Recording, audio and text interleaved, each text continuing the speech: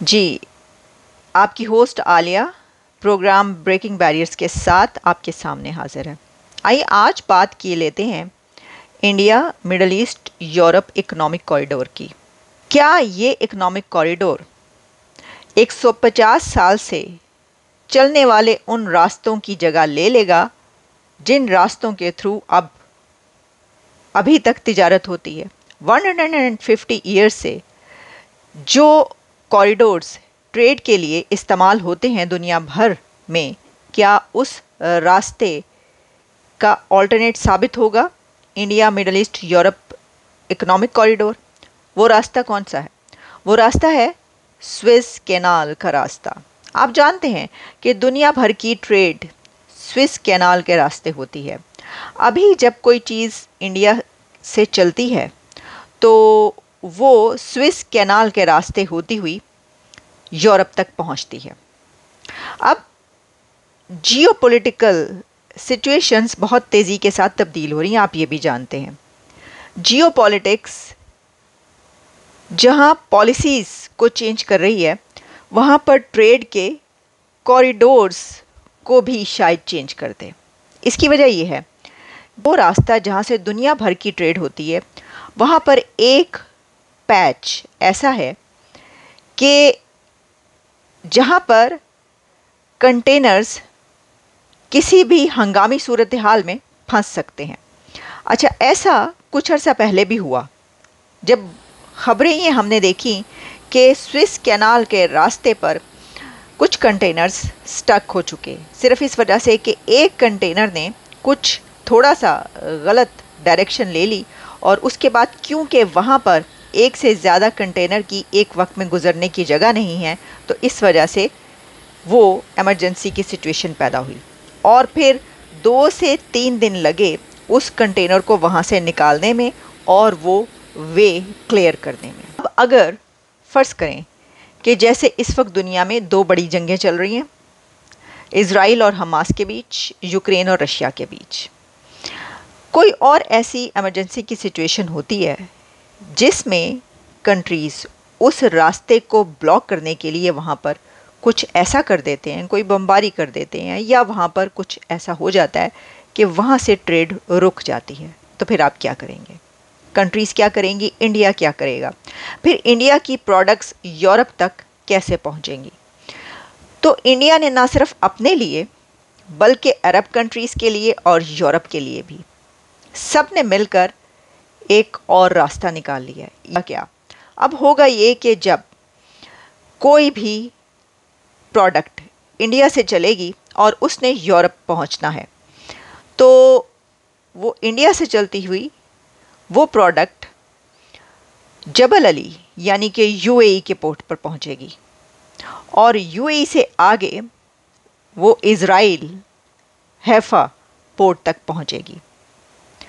तो अब आप समझ सकते हैं कि इंडिया की एक पॉलिसी, जिस पर हमने कुछ दिन पहले कई दफ़ा बात की कि भारत ने इस कंट्री में ये वाली पोर्ट हासिल कर ली है, भारत ने इस कंट्री में ये वाला तिजारती रास्ता हासिल कर लिया है, भारत ने अम्मान में पोर्ट हासिल कर ली है, इंडिया की तरफ से इज़राइल की हैफा पोर्ट ख़रीद ली गई है, अडानी साहब ने उस कंट्री में जाकर वो वाली पोर्ट ले ली है।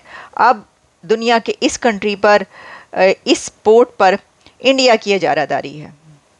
तो अब आप समझ सकते हैं और समझ जाएंगे कि ऐसा क्यों हो रहा था। ऐसा इसलिए हो रहा था कि अब देखिए कि एक प्रोडक्ट चलती है इंडिया से, वो यूएई पहुंचती है, तो यूएई और सऊदी अरेबिया से तो इंडिया के रिलेशंस जो हैं वो कैसे कमाल के आप जानते हैं। अच्छा, फिर वो आगे बढ़ती है तो वो इज़राइल की उस हैफा पोर्ट पर पहुंचती है कि जो अडानी साहब ने पहले ही हासिल कर ली है, वहाँ पर तो है ही इंडिया का कंट्रोल। अच्छा, फिर उसके बाद फिर वो आगे चलते चलते वो पहुँचेगी यूरोपियन कंट्रीज़ तक। तो एक तो ये बात कि अगर कोई इमरजेंसी की सिचुएशन होती है, वो वाला रास्ता ब्लॉक हो जाता है, तो India middle east economic corridor में शामिल कंट्रीज़ को कोई नुकसान नहीं होगा। इस यूरोप के तमाम कंट्रीज़ और अरब कंट्रीज़ भी शामिल हैं और यूनाइटेड स्टेट्स भी शामिल है, तो दुनिया के जो बड़े स्टेक होल्डर्स हैं वो इस इकोनॉमिक कॉरिडोर में शामिल हैं। अच्छा देखिए, वैसे तो बात की जाती है कि ये जो है ये चाइना के belt and road economic corridor जो है उसको एक चैलेंज के तौर पर उसके सामने लाया गया। ओके, बिल्कुल ऐसा ही होता है दुनिया में, हर कोई अपना जो है वो रास्ता ढूंढता है। ये चाइना के लिए एक बहुत बड़ा चैलेंज कहा जा रहा है। चाइना के ऊपर एक ये बात की जाती है कि चाइना अपने जो उसके प्रोजेक्ट्स हैं उसके अंदर वो ऑनेस्टी के साथ, या उसमें बहुत सारे लूप होल्स होते हैं और उसका बहुत कर्जा चढ़ जाता है, उसमें ट्रांसपेरेंसी नहीं होती उसके प्रोजेक्ट्स में। जबकि हम ये जानते हैं और देखते हैं कि इंडिया के ऐसे जो भी प्रोजेक्ट्स हैं उसमें ट्रांसपेरेंसी होती है, बल्कि उसमें सबसे बड़ा एलिमेंट ये होता है कि भारत उसके अंदर चैरिटी बहुत ज़्यादा करता है। यानी उसके अंदर ऐसी चीज़ें शामिल होती हैं किसी भी प्रोजेक्ट में कि जो अगर अफ्रीकन कंट्रीज़ हैं तो उनका साथ देने के लिए, डेवलपिंग कंट्रीज़ हैं तो उनका साथ देने के लिए, अफ़गानिस्तान में कंस्ट्रक्शन करने के लिए, ऐसे एरियाज़ में डिप्राइव्ड एरियाज़ में कुछ ना कुछ उनको फ़ायदा पहुंचाने के लिए काम किया जाता है। तो ये पाकिस्तान जो है वो सी पैक की वजह से चाइना के बेल्ट एंड रोड कॉरिडोर जो है उसका एक बहुत बड़ा हिस्सा है, यानी कि मेन स्टेक होल्डर्स जो हैं उसके अंदर पाकिस्तान मौजूद है। पाकिस्तान बल्कि चाइना के बहुत बड़े स्टेक्स हैं पाकिस्तान के अंदर। और भारत से जो पाकिस्तान के रिलेशंस हैं, जो राइवलरी है या जो भी आप उसको कह लें, एक इतने बड़े कंट्रीज़ के साथ क्या राइवलरी एक छोटे कंट्री की, लेकिन बहरहाल जिस तरीके से चाइना इंडिया अरब यूरोपीय यूनियन इकोनॉमिक कॉरिडोर को देखता है उसी नज़र से पाकिस्तान भी देखता है, क्योंकि पाकिस्तान चाइना की आंखों से ही देखता है, पाकिस्तान चीन की नज़र से ही देखता है, और ख़ास तौर पर वो कंट्रीज़ या वो पॉलिसीज़, वो चीज़ें कि जो चीन उसको दिखाना चाहता है या जो भारत से जुड़ी हुई हैं। क्योंकि ज़ाहिर है कि कोई भी ऐसी चीज़ जिसका ताल्लुक़ भारत से होगा वो तो पाकिस्तान को पसंद नहीं आएगी, और उसमें अगर चाइना का भी जिक्र है तो ज़ाहिर है कि पाकिस्तान तो हमेशा चाइना का साथ देगा। लेकिन मैं तो ये समझती हूँ कि पाकिस्तान को इस इकोनॉमिक कॉरिडोर का किसी ना किसी तरीके से हिस्सा बनना चाहिए था। यानी अगर पाकिस्तान ये देखता, जो कि कभी भी वहाँ पर नहीं देखा जाता, कि इसका उनको इकोनॉमिकली क्या बेनिफिट है और उनके लोगों के फ़ायदे के लिए होगा अगर वो भी इसमें शामिल हों। और सऊदी अरेबिया और दूसरे कंट्रीज़ के साथ पाकिस्तान कहता है कि जनाब बहुत गहरे ताल्लुकात हैं, उनसे कहकर भी जो है इसके अंदर शामिल हुआ जा सकता था। लेकिन क्योंकि ऑलरेडी पाकिस्तान तो चीन के इकोनॉमिक कॉरिडोर में शामिल है, तो ये कैसे मुमकिन था, ये पॉसिबिलिटी नहीं थी। या तो आप चीन के इकोनॉमिक कॉरिडोर को छोड़ दें, आप नहीं छोड़ सकते, आपने उसके साथ ही रहना है। दूसरा, जाहिर है कि पाकिस्तान को चीन का इकोनॉमिक कॉरिडोर ही जियोग्राफिकली और हर तरीके से वही सूट करता है। लेकिन आप इसमें एक आखिरी जो इसका एंगल है वो ये है कि इंडिया ये कैसे कर पाया। पॉइंट ये है कि भारत की foreign policy independent foreign policy है।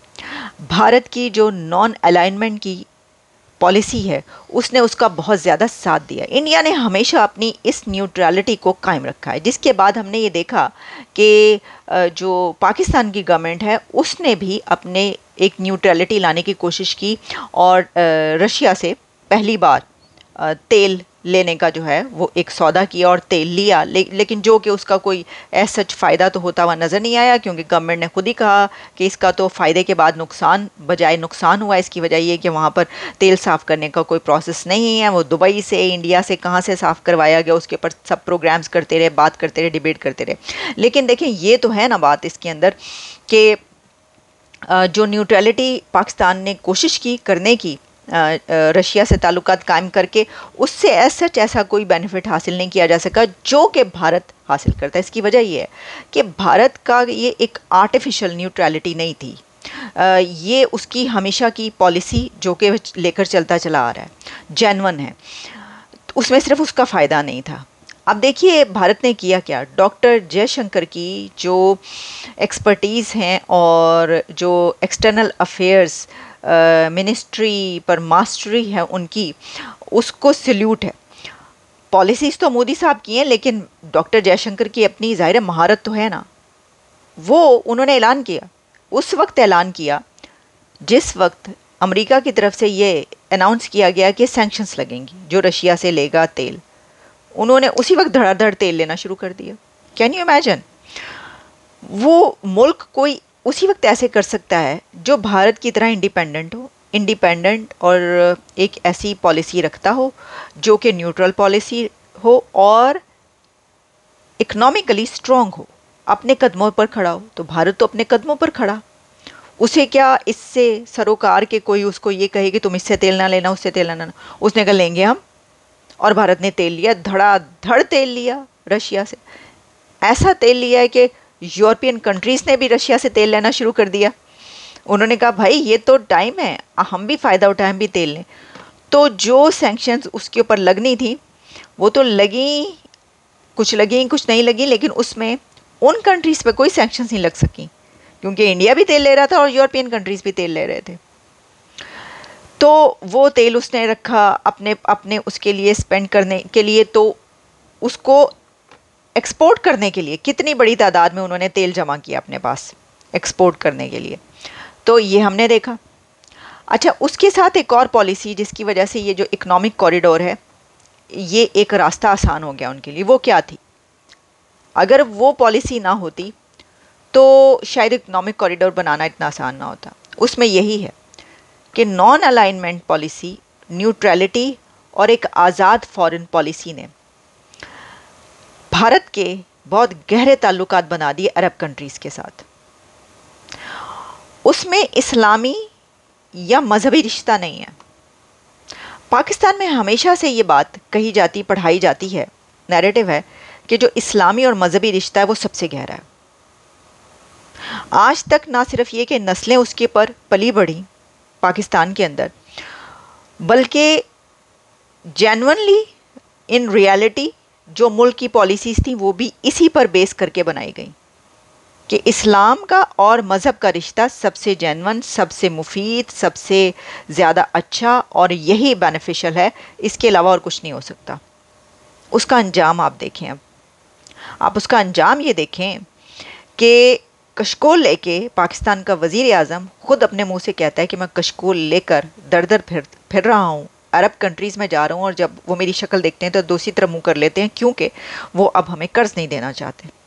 तो फिर उसने ये कहा कि कशकोल हम तोड़ते हैं और बस ये जो नेक्स्ट है ये IMF का जो लास्ट प्लान होगा और हमने किसी से कर्ज़ा नहीं लेना। तो उसको तब्दील इस तरह से किया गया कि हम कर्ज़ लेने आपके पास नहीं आए, हम ये चाहते हैं कि आप इन्वेस्टमेंट करें। अब आप मुझे ये बताइए, इन्वेस्टमेंट जिसने करनी होती है वो खुद से चल के आता है कि तुम्हारे पास ये है मैं इन्वेस्टमेंट करूँगा।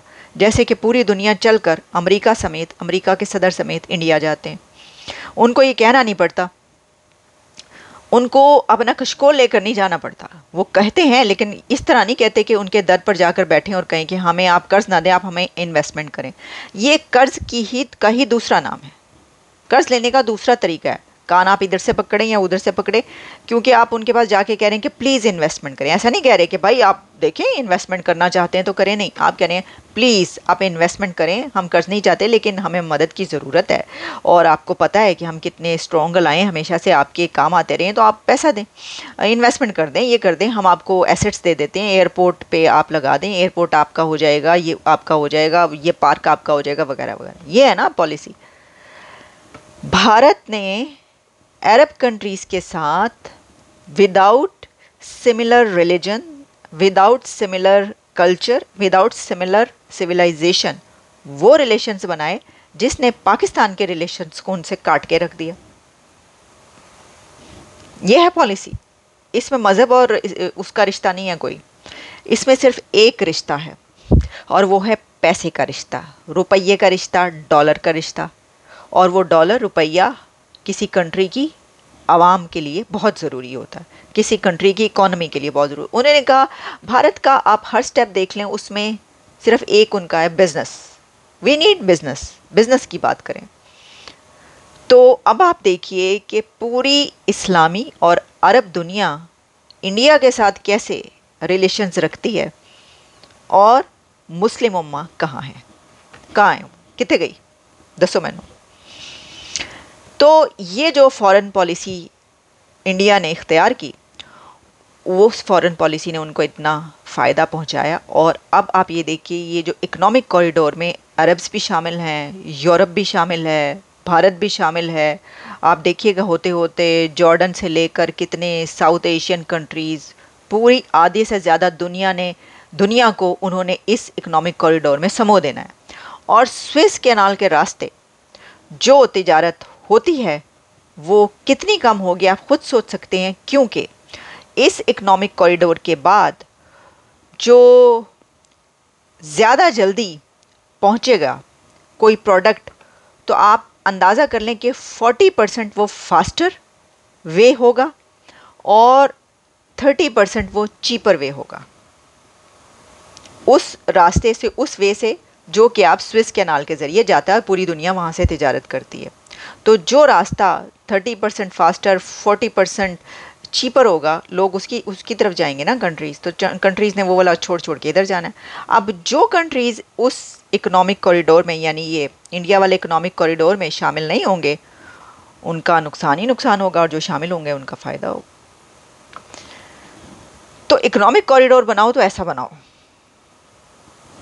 अब देखें, इसमें बहरहाल हमने तो ये बात की, देखिए हम तो ये बात कर रहे हैं कि कोई किसी मुल्क की, किसी कंट्री की जो पॉलिसी है वो उसको कहाँ लेकर जाती है, उसके अंदर बिजनेस ही सब कुछ है, और वो कैसे जो कंट्रीज़ आगे बढ़ें। एक आखिरी बात मैं इसके अंदर ये करूँगी कि जो ये बात की जाती है कि भारत ने 1000 साला पॉलिसी बनाई है कि मोदी की जो पॉलिसीज़ हैं या नरेंद्र मोदी साहब की हुकूमत की जो पॉलिसी है वो 1000 साल की पॉलिसी है। वो इस तरीके से है, जब ये इकोनॉमिक कॉरिडोर बन जाएगा तो वो तो 1000 सालों तक चलेगा। वो तो रास्ता बदल दिया ना उन्होंने प्रोडक्ट का। उन्होंने तो कहा कि अब ये हमारा रास्ता है, अब आपको इस रास्ते पर आना पड़ेगा, माई वे और हाईवे, कि अब तुम्हें इस रास्ते पर आना पड़ेगा, यहाँ से तिजारत करनी होगी, अब यहीं से होगी, जहाँ पर हम खड़े होंगे लाइन वहीं से शुरू होगी।